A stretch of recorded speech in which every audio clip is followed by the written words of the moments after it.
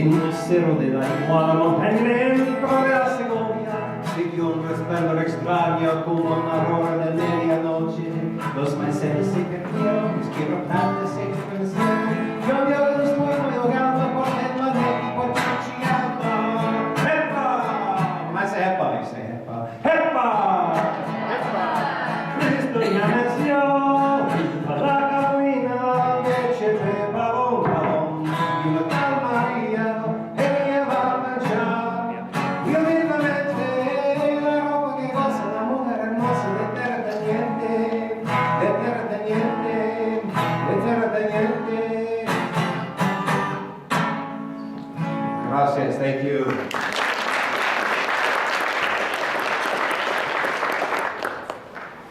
Thank you very much. Thank you, Aaliyah. Thank you, Cedar, for inviting me to talk tonight. Thank you for everybody for coming out. Nicaragua is a really lively place. I always have to start talking about it by singing a little bit. So I learned that song in the Peace Corps, and I love being able to say that. I learned that in the Peace Corps because there's so many things that I can say that about. I learned Spanish. I learned about the Nicaraguan culture. I learned how to point with my lips like this. So pass me that chile over there. That was a tough habit to break when I came back to the US. So I'm going to tell you in the next few minutes why I joined the Peace Corps, some of the things that happened to me in the Peace Corps, and how it has affected my life since then. But first, I wanted to show a little video of my site village. My site village was called La Trinidad in the north of Nicaragua, near Esteli. I had the amazing opportunity to return to my village about 10 years after I was there. I had been there a couple times before, but never before had I returned to my village with a film crew in hand. And I happened to be guiding a crew of the Travel Channel. And I wanted to show you this just to show you just what my village looked like and where I lived for 2 years, and they got a little bit more than that also. Here you go.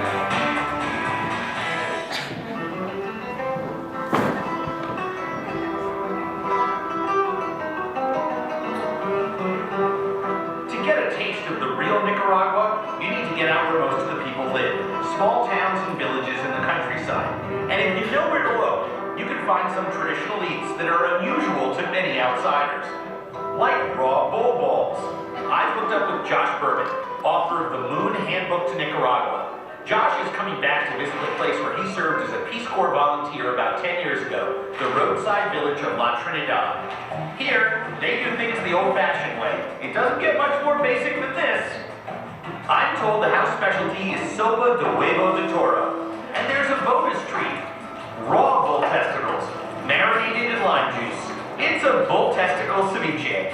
But after a few years away, Josh is a little out of touch with the local fare.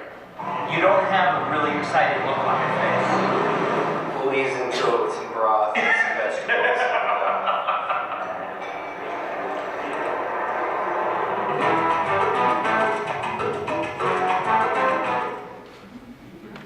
That's right. Join the Peace Corps and you too can eat raw balls on national TV, if you're lucky.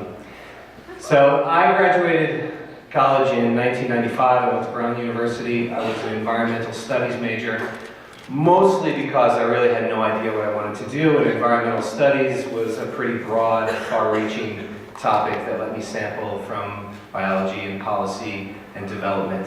And I knew I had Peace Corps in the back of my mind. It wasn't a set plan. I knew that I wanted to go somewhere and travel somewhere in a very deep and meaningful way. I love to travel. That's what I write about. I love to travel slowly and for extended periods of time. Peace Corps seemed the perfect way to do that. I joined AmeriCorps first. I spent a year. I was in one of the first AmeriCorps groups. They sent me to Northern California, which was some great culture shock from the East Coast. And it served kind of like a mini Peace Corps. I was in a very remote town in Siskiyou County. I worked with the Forest Service, and I had beautiful wilderness experiences. My job was to study the salmon out in the wilderness, which was fantastic. But I still wanted to be far away and learn a language. And so I sent my Peace Corps application in. I was 23. I moved to Boulder to spend a year, golden year, worked at the Boulder Theater, slung bagels at Moe's, played music, went skiing, and then finally the invitation came in and they invited me to Nicaragua. My first day in town, I met an older volunteer who was just near the end of his service. And he told me, it's one of the best nutshell descriptions I've heard about Peace Corps. He said, the highs were the highest I've ever been, connecting with people, speaking the language, doing my job. The lows were the lowest, sick, lonely, no one showing up to my meetings. And then the ride between those two is nonstop and an experience that he would never trade for anything in his life. And that's what stayed with me, and that's the experience that I had too. And there's still room for everyone to have really different experiences, of course. So mine was in Nicaragua. I'm going to walk you through my service, my 2.5 years here in the next 5 minutes. This was my house that I was in my training town of Palooza. I tell my Spanish students now, I teach at Shiny Mountain Waldorf School in North Boulder. It's grades 1 through 8. And I tell my students whenever they're feeling a little nervous about talking about the scariest day of my life, when the Peace Corps van drove away and left me with my family. And I was in, they call it Club Hola, or we could say it was Hola, so I tested in pretty low into Spanish. And we couldn't communicate, but of course we could, and we figured it out. And even though it was really nervous, I had my teenage sisters and brothers and mom, and I didn't know, were we going to church the next day, and didn't know anything. But within 24 hours they loaded me into the back of a pickup truck with literally, I counted 16 small children, and drove us to the beach, and they ordered me a marimba player and a bottle of rum, and it came with lime and Coke, and everything was good. I knew it was going to be okay. And it was, and these are my family. I still go down to visit them, and I call them my mom, Mommy, and she still insists on ironing my jeans before I go out to do guidebook research. This is my abuelita, my grandma. She's making corn rosquillas, little corn treats that she would sell in the market. And there's the whole family. And toward the end of my 3 months of training, I insisted that they had never sat down together for a meal. Everybody was always doing their own thing. So let's all sit down. I'm going to make you an American meal. And I made them mac and cheese, and they were very polite about it. Where's the tortilla? So then came that day, that fateful day, when we learned our assignments. This is my buddy Gabe. This is the day that they tell you, 2 months into your training, where you're going to be for the next 2 years. And this is Gabe figuring out, where's Kamwapa? And he's figuring it out. So, and then we're all in. This was my training group, Nika 15. I echo what Aaliyah said about best friends for life. And we were together, and then we were not together. And all of us were spread all over the country, each of us in our own town. I got sent to La Trinidad in the north, Nicaragua. This is La Trinidad in the rainy season. Really paradisical, but in the dry season, not so much. So to be in a place, to see several of these cycles of seasons, for me, that's part of what's traveling deeply in these places. My town, La Trinidad, was a very lively town. A lot of cowboys, dusty, musicians hanging out on the street. I lived in a house. Here's my house. That's my buddy Chino. He taught me a lot of the songs that's how I learned Spanish. Learning to memorize lyrics was really helpful. So I lived in this house. I lived across the street from a bar. So every night I would fall asleep to the boom, boom, boom, boom, boom, boom, boom, boom, boom, boom, that ranchera beat, and that lulled me to sleep. And this was the street where I lived on. Kids, pigs, birthday party, everyone out in the open. Just such a different way to live, and it really was a great place to be for 2 years. It's little Erwin, it was his birthday. Could have fit inside that piñata. So my primary assignment, every volunteer has a primary assignment and then some secondary assignments. And mine was working with the environmental education ministry. This is my counterpart, Nicaragua.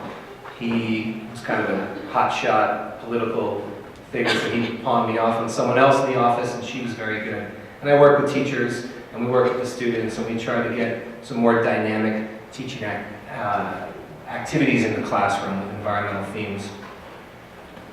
And then, of course, when your primary project falls flat, you're encouraged to seek out secondary projects. I had a group of kids in my neighborhood called Los Tigritos, and I was able to get some tree, we did some tree planting, some other projects, indoctrinated them with El Lorax. We played some music, and clowned around a bit. I got some clown supplies sent down. I had 2 Nicaraguan friends who were experienced clowns, and to get the supplies and to work on stuff together was really fun. And everyone sees you as a clown anyway, because you're the gringo, you're the exotic foreigner anyway, so you might as well just ham it up. And I worked with a group of discapacitados, of disabled children, that actually was sponsored coincidentally by a group from Boulder, so I was able to serve with them. This was a little planting garden we made out of a trash truck. And this was part of my commute. I would hike to schools, to different schools. Once I figured out, it took me about a year to figure out that out of the 120 teachers in the district, there were about 5 that really were interested in working with me. And I narrowed that down. Things started to roll a little bit with my primary projects, and I would go out to these schools. And so those are some of the expected things. Some of the stereotypes here are true. You'll definitely be insects of unusual size. And there are other things that you would not expect would happen. Within months of being on my site, I got invited to go on the road with a 12-piece merengue band and be in their Romantica video.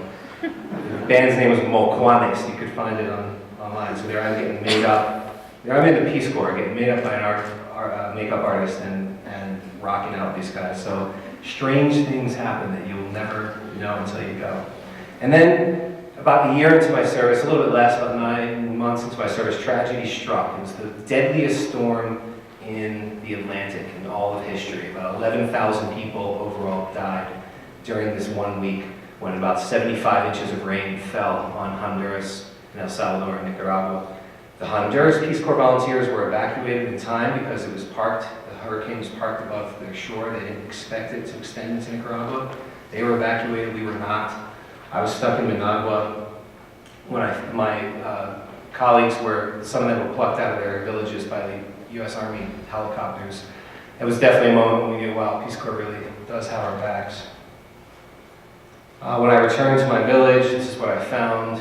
The river just tore people's homes in half. My friends saved my house when I was gone. I was out at a training. They saved my guitar and my laptop and my cat and my books.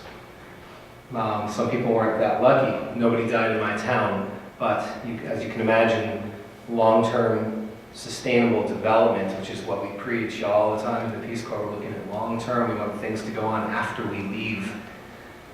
Wrench gets thrown into that when you have short-term disaster relief needs. So things shifted to that, and that affected all of our assignments.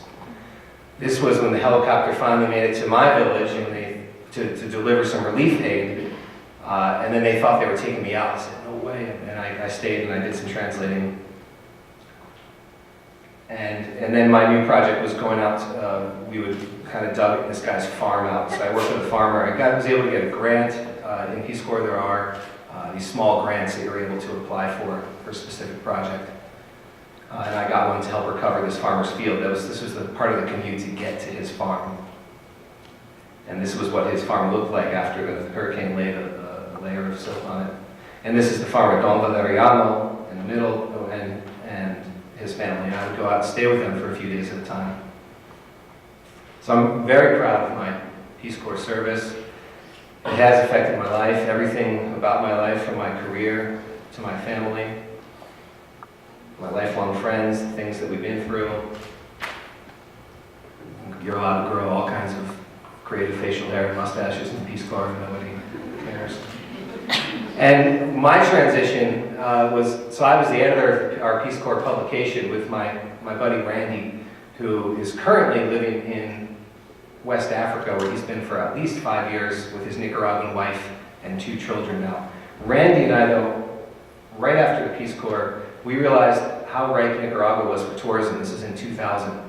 They call it the land of lakes and volcanoes. Just unbelievable, beautiful country. We knew that tourism was going to happen, and there was no guidebook about Nicaragua. So we pitched it to Moon. We wrote the first fully comprehensive guidebook to Nicaragua, and that felt like a really solid extension of our Peace Corps experience, everything that we learned and being able to translate all those cultural ticks to any random tourist who comes down. And I was able to maintain, we wrote 4 editions of that book over the next 12 years.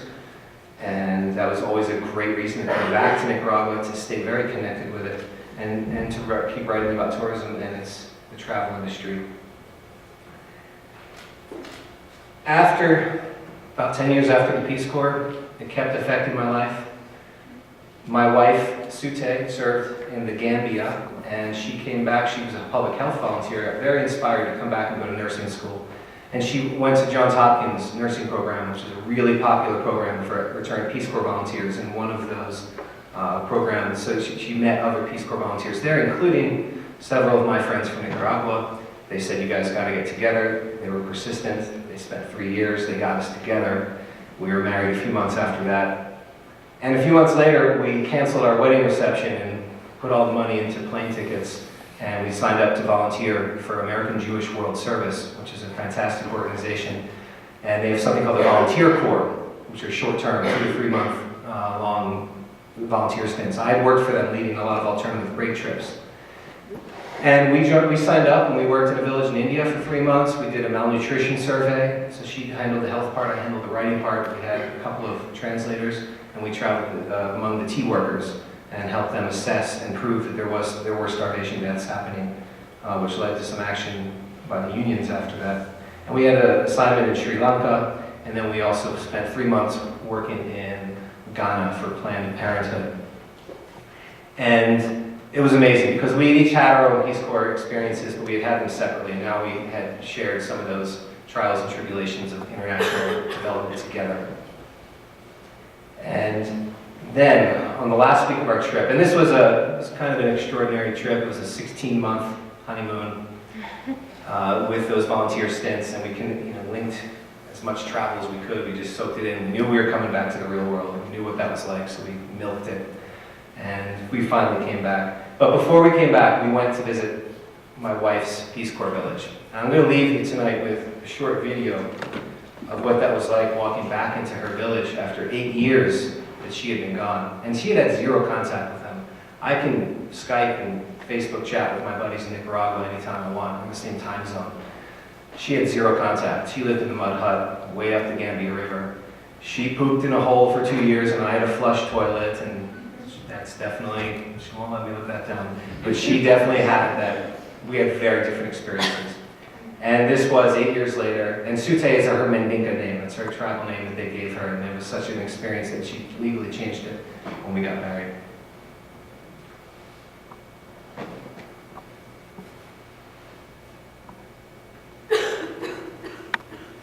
This is in the Gambia.